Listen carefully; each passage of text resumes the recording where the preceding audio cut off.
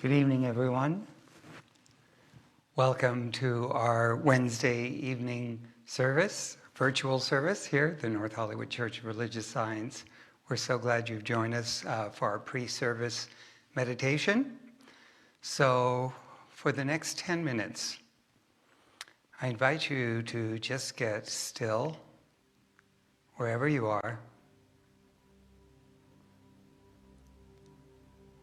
And whatever you're seated on, just allow your body to relax. Take a nice deep breath, breathing in. And as we breathe out, just releasing any of the activities leading up to this moment. Another deep breath in. And as we breathe out, releasing any need to think about or plan for the future. As we turn our attention inward, just bringing our awareness to this now moment. Focusing on each breath, that miracle of life that unfolds, that reshapes itself, recreates itself with every breath, helping us to just focus on the now of each breath. So I invite you to use that breath as your anchor for your awareness. You might silently say, breathing in, as you breathe in, and breathing out as you breathe out. And if your mind wanders, which it very often does, just notice. Notice where it might have gone. Maybe label it as thinking, reminiscing, planning, hearing, feeling, whatever it is, just notice, be with that for a moment, and then with great compassion and non-judgment, bring your awareness back to the breath. Silently repeating, breathing in and breathing out.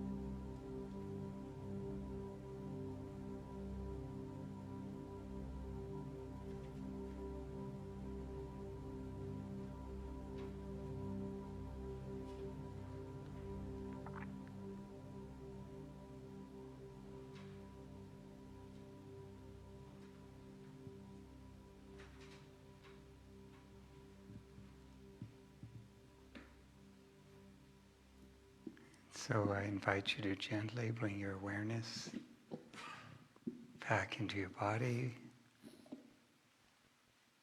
back into your environment. When it's comfortable,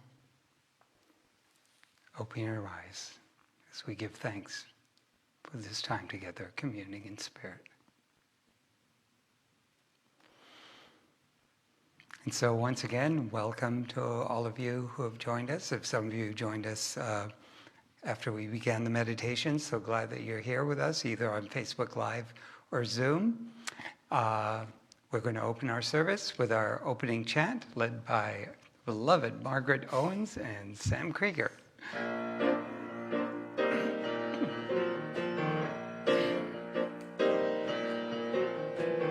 God is in this place. God is in this place. God is in this holy place. God is in this place. Love. Love is in this place. Love is in this place. Love is in this holy place. Love is in this place. Joy. Joy is in this place. Sing it with me. Joy is in this place. Joy is in this holy place. Joy is in this place. God is in this place.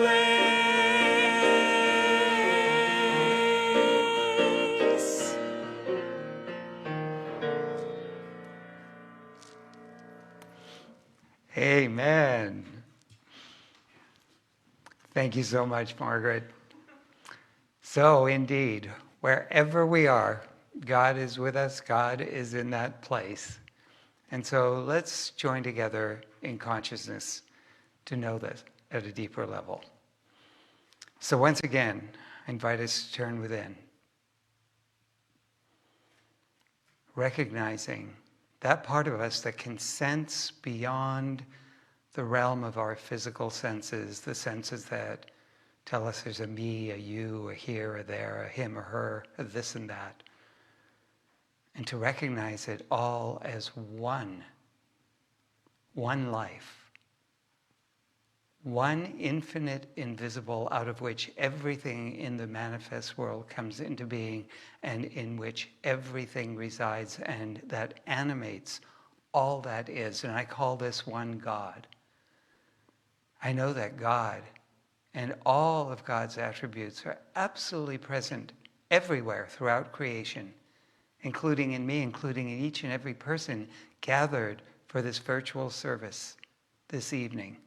And I know that every moment we feel the impulse of God for a greater experience, a greater knowingness, a greater realization and expression of itself through each of us. And this evening's service absolutely supports that intention.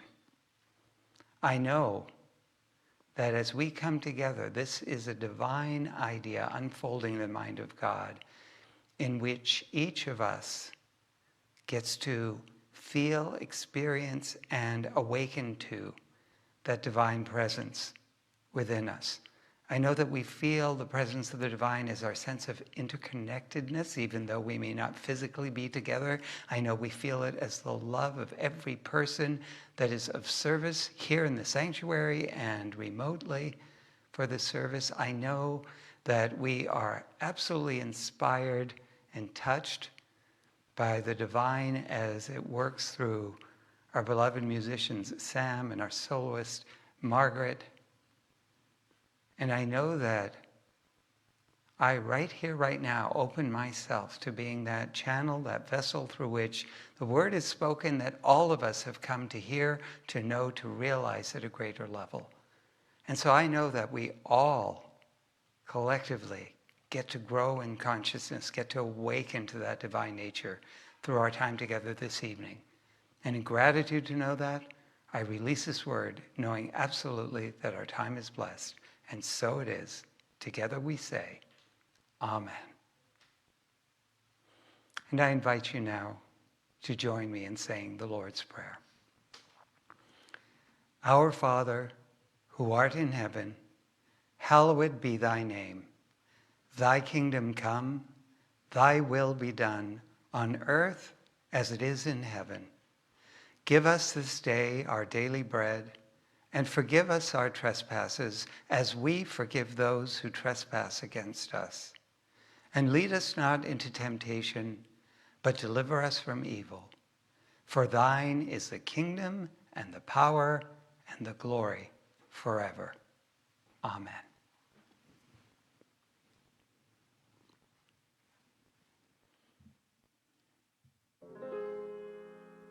I stand in the silence,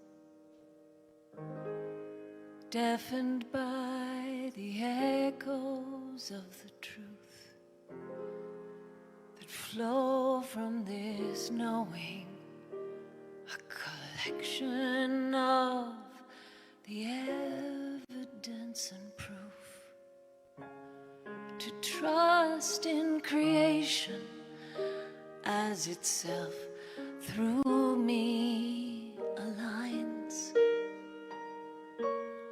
to know that my wanting more is selfishly divine. I am seeking my good, and my good is my God. I am seeking my good, and my good is my God. I am.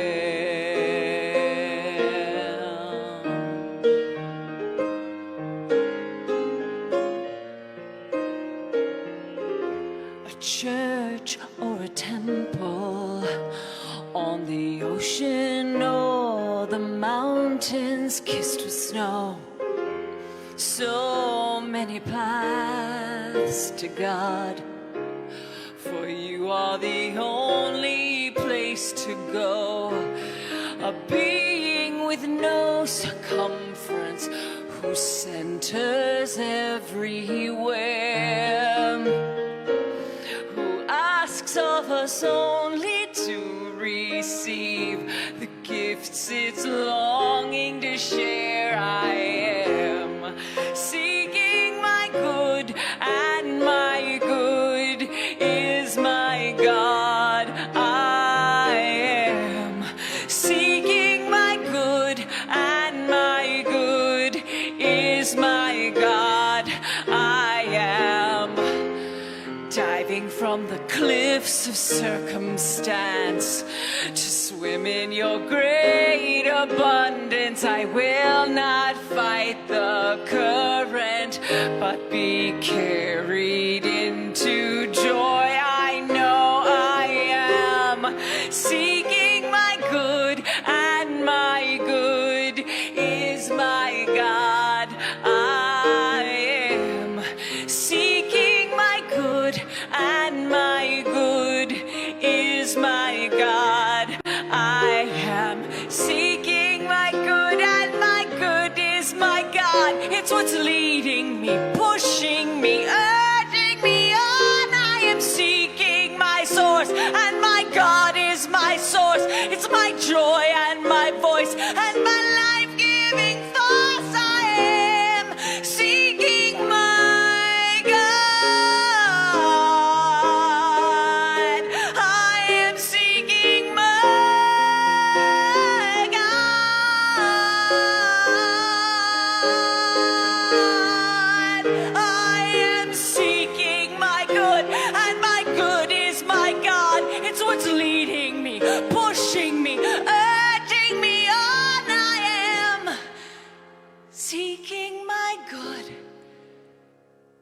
and my good is my God. I am.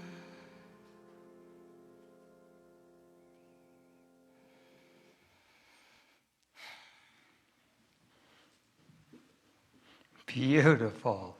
Thank you so much, Margaret. We're in sync.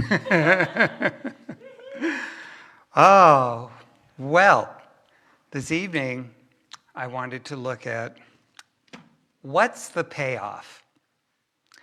You know, when we hear someone asking that question, you know, people out there, those people, you know, asking like, what's the payoff? What's in it for me? That can really sound like a selfish question. It can sound like, you know, it's very egocentric. But the truth of the matter is that's not necessarily the case. The question itself really is a very spiritually based, solid question. And whether we realize it or not, whether we want to admit it or not, we're always driven by a desire to feel good, to experience goodness. In science of mind, in our philosophy, we would say that that's God's nature that is everywhere present, that lives in everything and everyone, including us, seeking an experience of itself. It's joy, it's love, it's fulfillment, it's abundance, it's health through us. That's what we're feeling all the time. And, you know, we emphasize because we're emanations of this one life of God, and that we exist as a means through which God gets to discover, open up to, recognize and realize and fulfill its nature, God's nature, that nature being one of goodness. We're always going to feel that impulse of God to experience good. If we look around us, you know, the nature of the universe everywhere is toward good. It's toward thriving.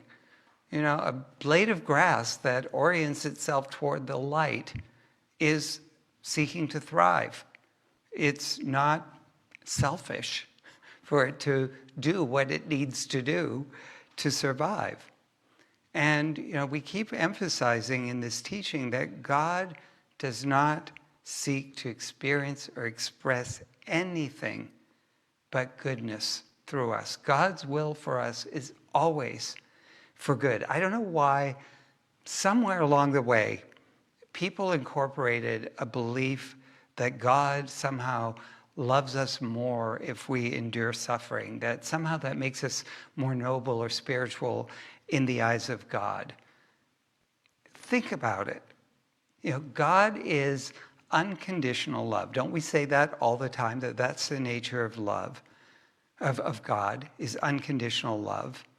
Well, unconditional love doesn't love anything or anyone more because there's suffering involved. When you love someone, you don't want to see them suffer and go, oh, I love you so much more now that you're suffering. Whoa, that's really great. That isn't the nature of love. Love holds suffering in a vibration of love and compassion. But the impulse of the divine is to lift us out of that sense of suffering. When we're suffering, something in us is seeking to get out of that state of suffering. And so I would say that's the nature of God that we're feeling, seeking to move into greater realization of its true nature. So, you know, it's not the question itself of what's the payoff, what's the good I get to experience as a result of this. That's not the problem. It's the consciousness behind it that matters.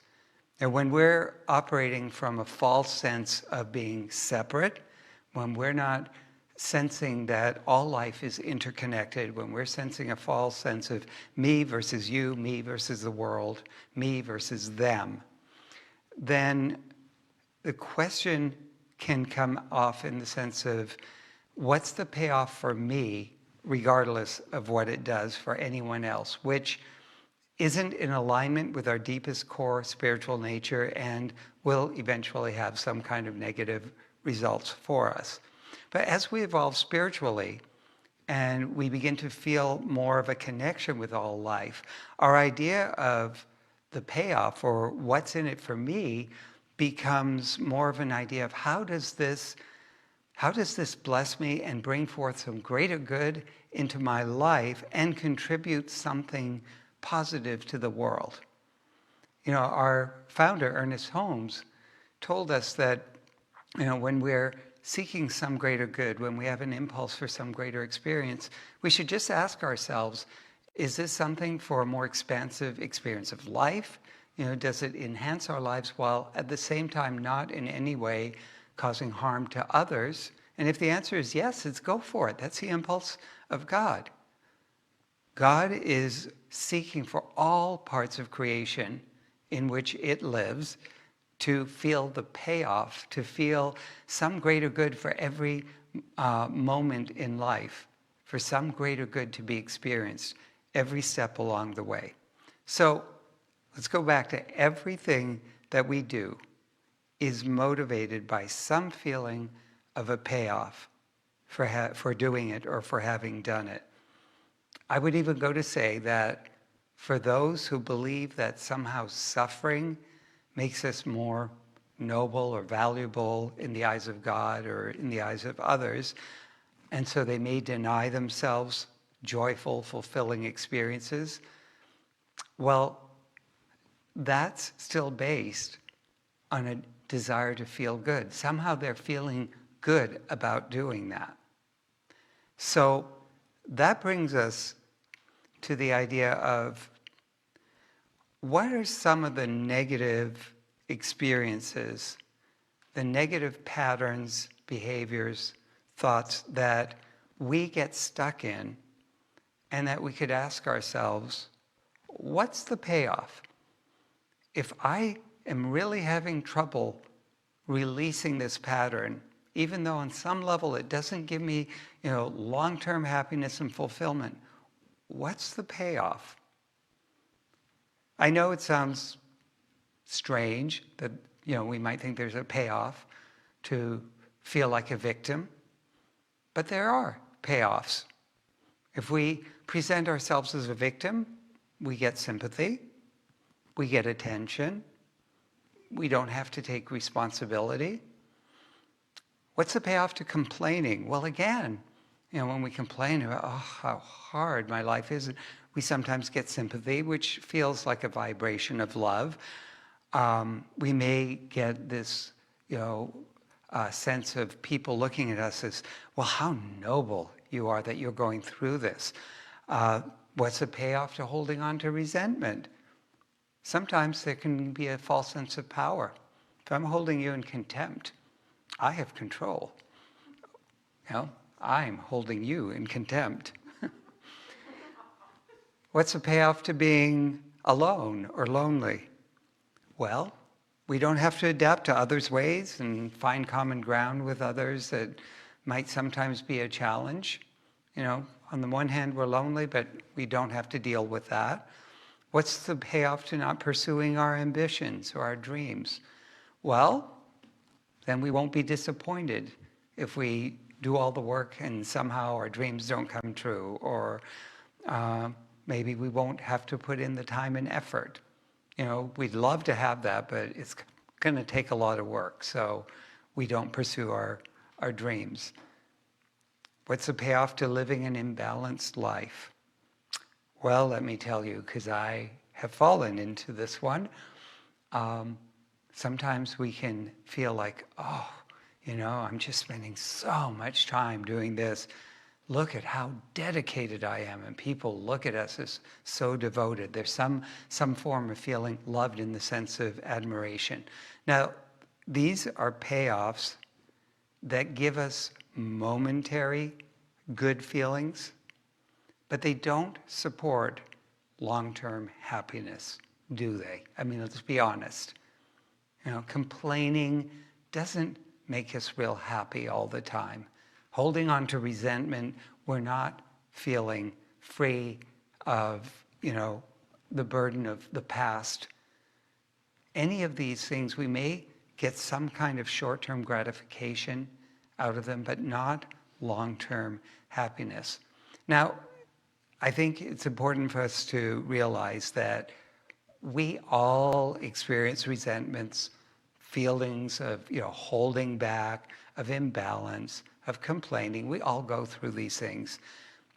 It's really a matter of looking at how repetitive of a pattern are some of these things. If it's just an occasional, it's something, it came to pass. I started feeling resentful of this person, but I thought about it. How does that help me? I managed to look at it a different way. They're doing what they think is right. There's a way for me to move forward. Okay, great. But if I keep going back and rehashing that over and over and over again, that's when I need to ask myself the question, what's the payoff for me here? Why am I feeling I need to do this? And I think we need to ask that question with great compassion, to recognize that, this is a challenge that all humans deal with.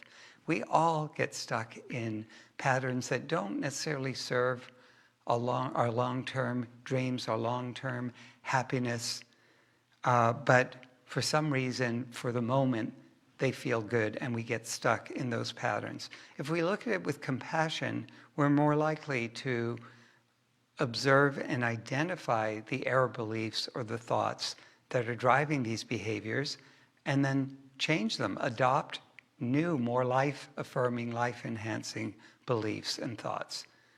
So if I recognize I'm holding on to this resentment because it gives me that false sense of power, right, to hold someone in contempt. Well, if I work on the idea of, wait a second, I'm one with God, and nothing this person has said or done diminishes that.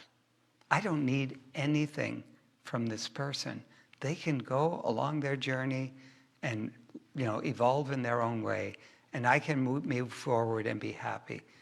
That's real power. That's far greater power than the temporary power we may feel holding someone in contempt. So that's what we work on. We go for the real long-term aspect of God's nature that we're trying to experience. Or, if I work with the idea of I'm one with divine love, one with the source of all love, and sensing that, really sensing that in our being, that might help us to move out of the need to complain or solicit others' sympathy, to feel loved and supported. So we look at, okay, this pattern gives me a sense of this quality of God, but really not for the long term. I need to really know my oneness with God within me, so I can release this pattern where I'm looking for, that sense of being valued or loved or whatever from something here on the earth plane. In a former job that I had years back, I know that working with a practitioner and recognizing the false belief of needing others' validation and approval, that so helped me to set boundaries, because I was working unbelievable hours. And sometimes we do that and there's a great payoff for doing it and we feel good about it. But this was something that really was wreaking havoc on my life, relationships. And when I could finally recognize that, I just kept going because so many people in the corporate world were looking at me like, wow, this guy's so dedicated. Well, you know what? Dedicated schmedicated, as they would say. I needed to just feel my own value without that. And I still gave plenty to my job, but within certain boundaries that were much healthier. The other side of this, of asking ourselves, what's the payoff, is, Dr. Mark talked on Sunday about us developing a mental equivalent for some greater good that we want. And, there are times that we see that there's a new habit we might want to adopt that would really enhance our lives, that we'd be healthier, that we'd be happier if we develop this new habit. There may be something that we are dreaming about, but somehow we just can't get motivated to do it. And working on sensing the payoff, like, if I really do this, what would that feel like? What would I experience? What aspect of God's nature would I experience more fully? When we really sense that, that gives us a motivation to take the steps toward manifesting that greater good. You know, if we don't really sense the greater possibility as something we really, really are going to be blessed to have, that we're going to have some greater experience of life as a result of it, we're not going to be that motivated. We may intellectually tell ourselves, this would be really great. It would be terrific if I changed my eating habits. I think I'd feel healthier. But if I don't really feel the payoff of that, it's going to be, you know what? The temporary gratification of that bag of chips wins out right now, right? So I know this was something that I learned and, you know, just really manifested in my life, where I was, I'd say, into my 20s, a person, if I was up before 9 a.m., it had to be important, right? When I was a student at UCLA, I would never sign up for a class that started any earlier than 10. I mean, that was just ridiculous. And then, I'm sure when my family found out that I agreed to a job where I had to get up at 5 a.m. and be at work no later than 6:30, they all thought I was going to get fired. There was no way I was going to be able to do it. And yet, I was never late. I was able to do it. Why?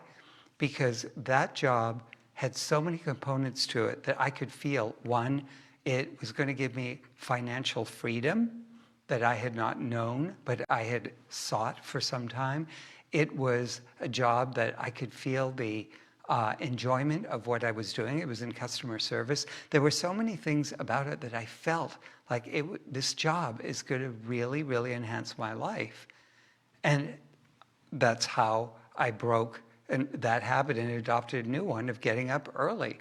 And it really wasn't, yes, there were days that it was hard, I'll admit, but it was a lot easier than I imagined it would have been. So I encourage us to spend time imagining the greater good that we are seeking as already accomplished. Again, asking ourselves, is this some greater good that blesses my life, that doesn't bring any kind of harm to anyone else? Really feeling it as accomplished, feeling the payoff.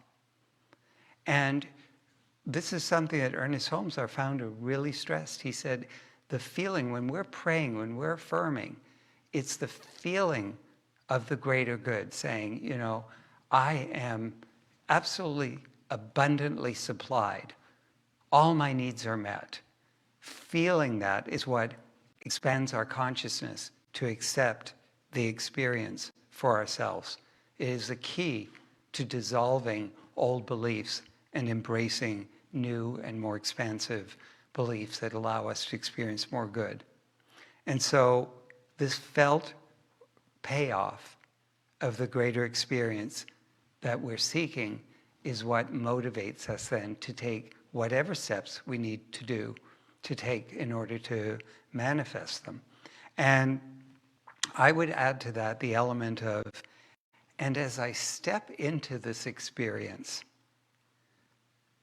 think of how much, because I'm going to feel more fulfilled, I will also have more to give.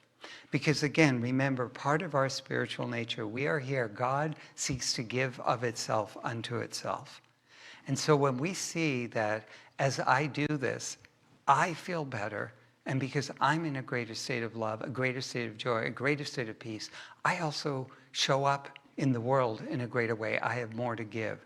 That also, because that resonates with our spiritual core, that gives us the impetus to move forward. It activates that spiritual vibration in us that's here to not only experience good, but to express good.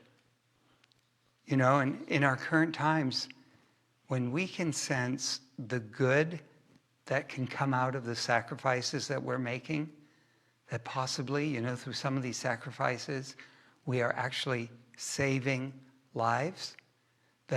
And also look for the solutions of, yes, I know some people are really suffering as a result of some of these sacrifices. How can I maybe help and contribute to making that better? But when we keep looking at what's a greater good, what's the payoff here for me and for others, it helps to move us forward. So, just to recap, if you're recognizing a repetitive pattern that doesn't serve you in the long run, but it's hard to break, just ask yourself, what's the payoff? And as you identify and kind of detach from it, ask yourself, what do you need to know spiritually that allows you to detach from the need for that payoff? Do you need to know that you're one with infinite source? Do you need to know that, you are loved simply by being an expression of God? Do you need to know that the love of God in you is greater than any wound you have felt? Whatever it is, that's the spiritual work that you do with your affirmations and prayers, working with the practitioner if you need to.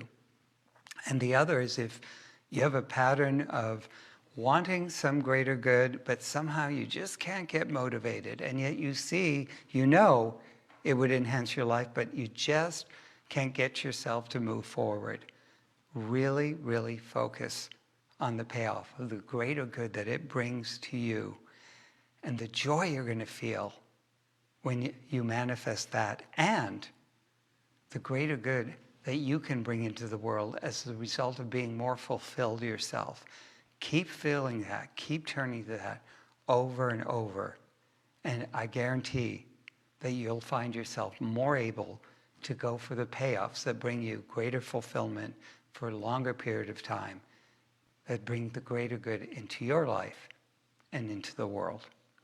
So I'm going to invite you to just turn your awareness inward for a moment.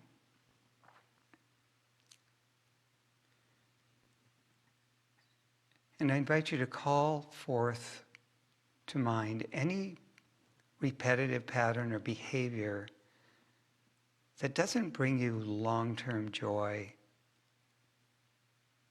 long-term sense of well-being, but somehow it's just hard to break. And ask yourself, what's the payoff? What's the feeling of temporary good that I'm experiencing? Maybe a sense of being valued, or a sense of sympathy, a sense of control or power.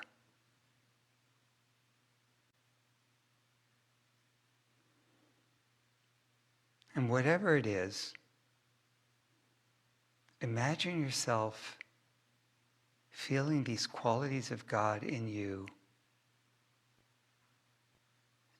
and expressing them, experiencing them in a way that's healthy, that's not dependent on outer circumstances for you to feel good.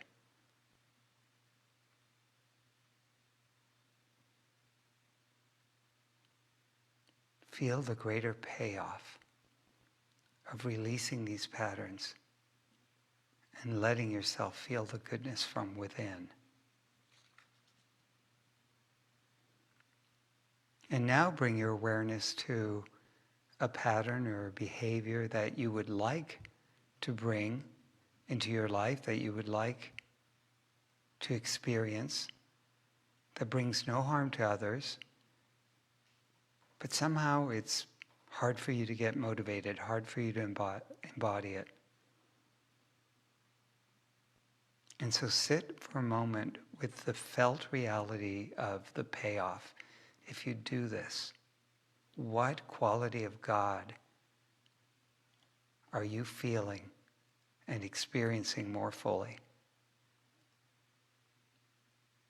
And recognize that as you feel that, that is that quality of God in you that's there for you to tap into, to move you into greater outer experience of itself.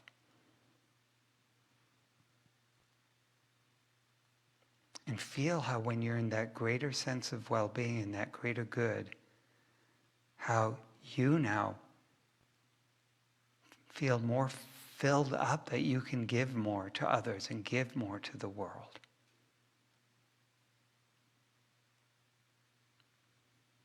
And so I invite you to set your intention to release any sense of attachment to temporary payoffs that don't ultimately serve you or others in the long run. Everything starts with an intention, so just start there. And follow that up by setting an intention to embrace that feeling of the life-enhancing payoffs that you can experience, that you are open to, that come from within you, that move you forward so you can experience more good and be a greater blessing to others. Just sit with that for a moment.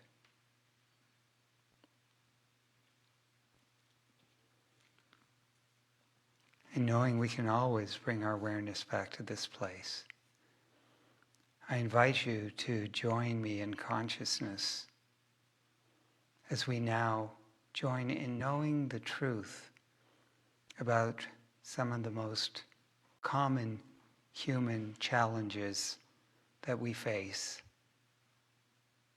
Knowing first and foremost that God, the one love, the one power, the one presence of all goodness, is the one out of which everything comes into being and that lives and moves and has its being through all that is, including me, including every being joined for this service, every being everywhere. This one is the infinite source of all good, and we are the vessels through which it gets to experience and express its nature. We live within this one, and it lives through and as us eternally. And so I know that this nature of God is changeless, it is birthless, it is deathless. And so where there is any discomfort around changes that happen in the material world, we now turn our awareness to the truth that things in the material world change all the time. We have to let things go. We have to be willing to see things change. But that nature of the divine in us is changeless. It is birthless, it is deathless, and therefore it is always there to be brought forth in a new way. When some form disappears, there's a new way for us to experience God, the nature of the divine that was in that form. And that includes when our earthly bodies give out, that we move on into another dimension, but we remain connected with all life, including with the loved ones who are here on earth. I know as well that this nature of God is perfect, whole, and complete. And so where there's any experience of dis-ease or discord, let us know the truth right here, right now, that there's a divine blueprint of perfect health, perfect well-being that resides at the center of everything and everyone. And this one is here right now to reveal itself as that perfect vibration of health and wholeness. It is the vibration out of which the cure for any ailment, the vaccines, the things that people are looking for right now, it is out of this one that those pathways into that human experience of health and wholeness is revealed. And so let us absolutely know that that vibration is present right here, right now, revealing itself, revealing the perfect pathways into health and wholeness. I also know that this one is eternally creative, is always seeking to give of its nature. And as we align with that, if there's any blockage in our creative expression and feeling fulfilled, we know that that nature of God within us is always there to give of itself, and we open to it and we find the perfect right ways to give of ourselves, whether it be in career, in hobbies, in activities that we engage in, anything that we do, that we are fulfilling the nature of the divine and feeling absolutely fulfilled by that. I know that this one is absolutely limitless in nature, that God is infinite, and therefore there is no lack and limitation in God. And as we remember that, wherever we might be experiencing lack or witnessing lack in the world, that we know that this one is always there to source and supply all our needs.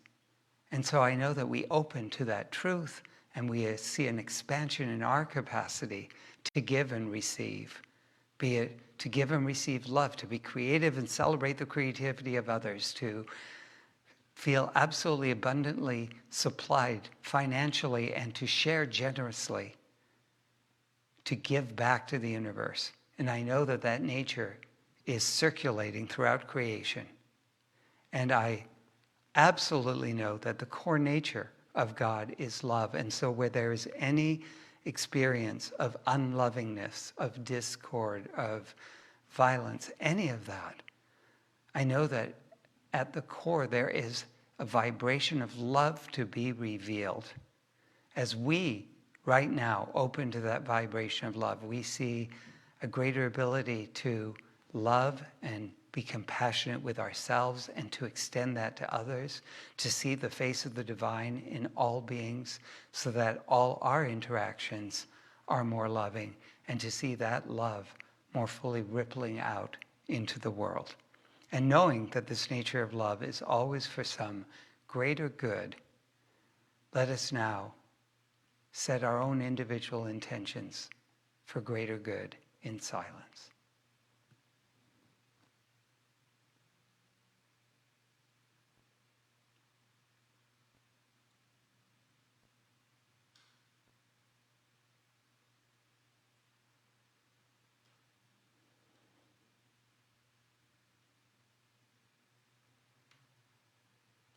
And whatever that greater good may be, whether it's for ourselves, others, situations in the world that call to our attention, let us absolutely know we are feeling the impulse, the will of God for more of its nature to be known and felt and realized in all these situations. And as we know that God is in these situations, good is revealed, for that is the nature of God. And together we declare, I accept these truths for myself and all beings everywhere.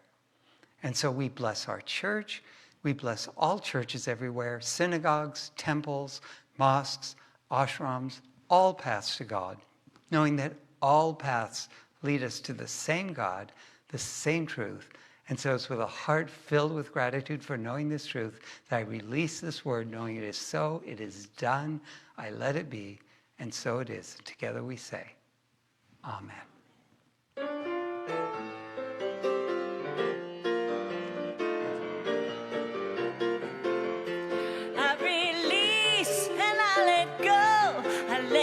Spirit run my life, and my heart is open wide.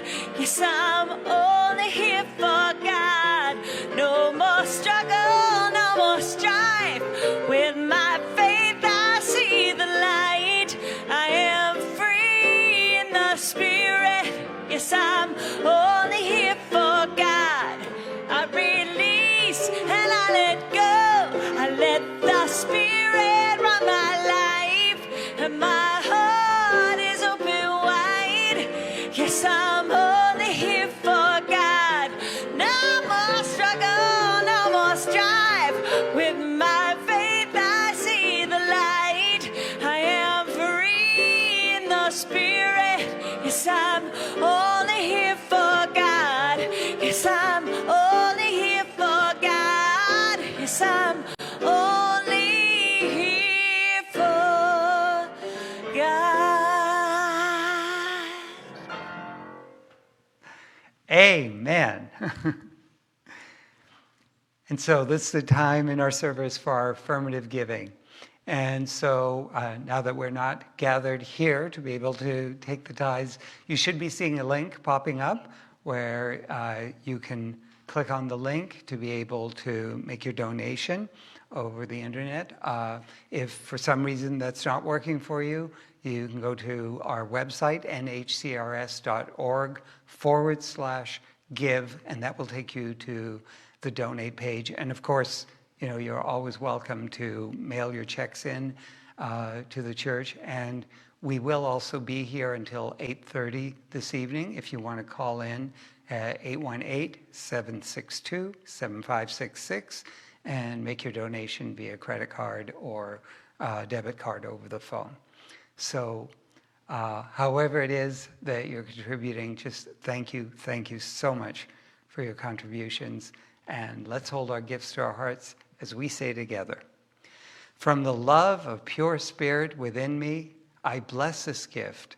I send it forth to heal and bless and prosper. It is evidence of my faith and belief. It does good work in the world and returns to me multiplied abundantly.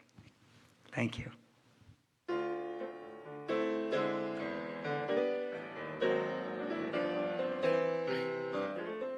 Blessed always, blessed always, for the arms of God surround us. Let our joy be so triumphant that we rest in God and say amen. Blessed always, blessed always, for the arms of God surround us. Let our joy be so triumphant that we rest in God and say amen. Let our joy be so triumphant that we rest in God and say amen. Rest in God and say amen.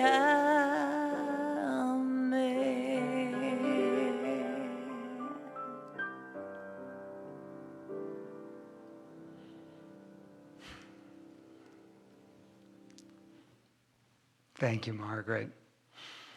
So, as our service comes to a close, just want to remind you, normally this would be when we would collect prayer requests when we're here in the sanctuary.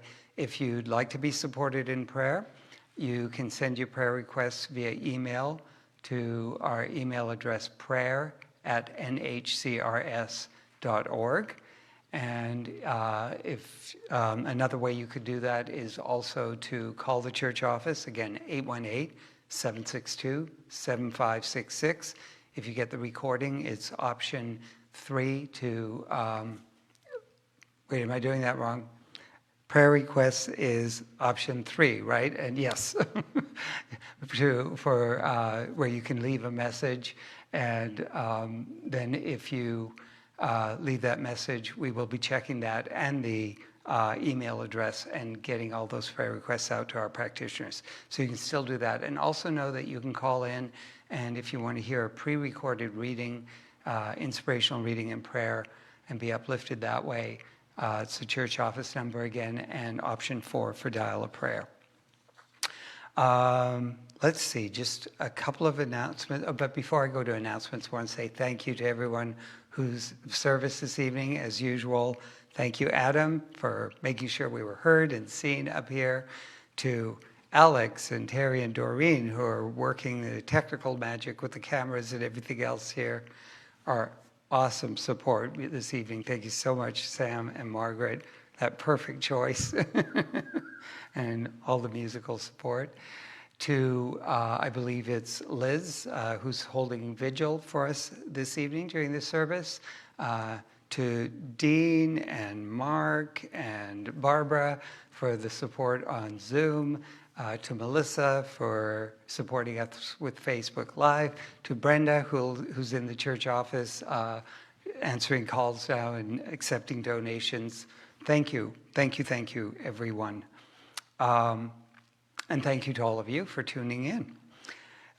So next week, my topic will be limitless destinations. Can't wait to show them all to you. We're inviting you to stay informed and up to date through our website. And if you're not getting our weekly e-blasts and monthly newsletters, to go to the website, nhcrs.org, and sign up for those. Dr. Mark continues to teach the 4 agreements. He's had 2 weeks. You can still join if you'd like to for week number 3. That's on Monday nights at 7 p.m. And he's looking at Don Miguel Ruiz's book, The 4 Agreements, and parallels to that at the teachings of our founder, Ernest Holmes, in the Science of Mind philosophy.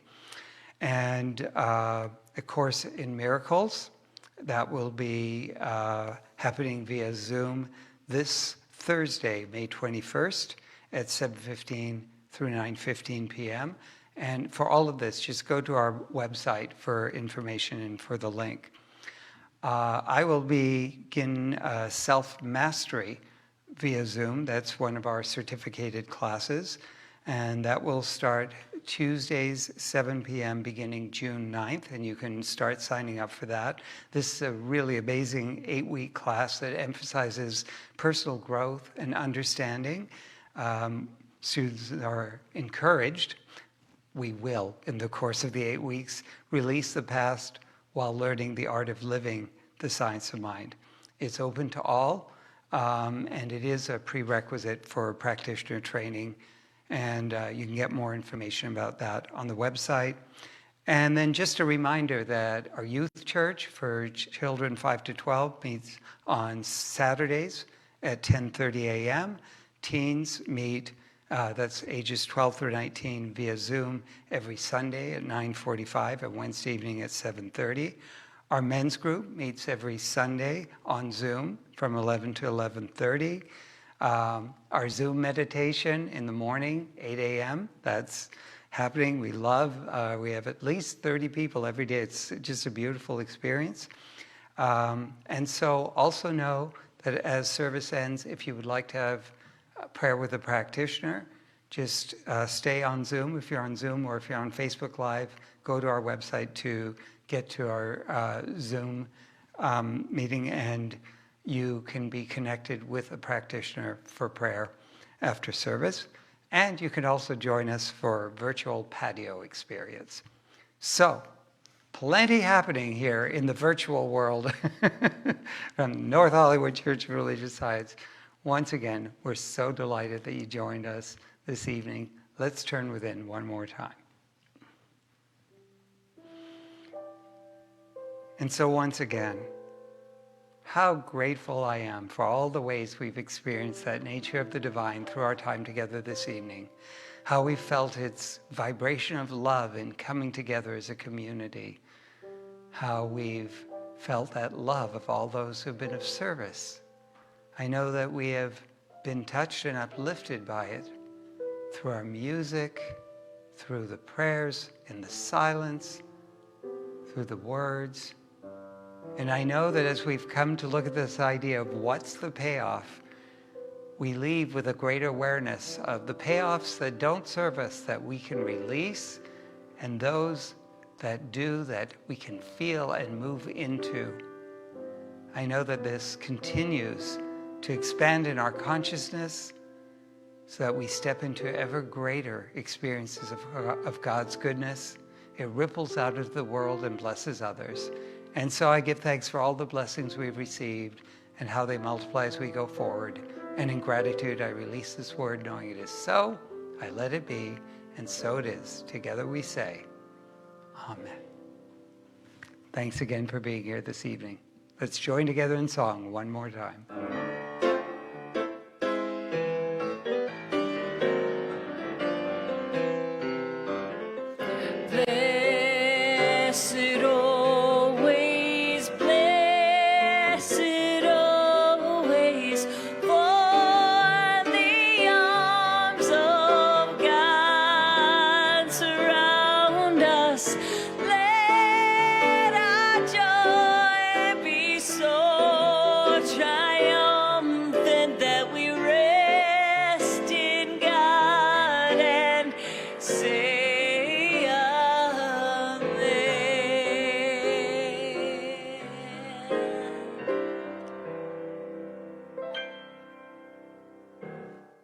Good night, everybody.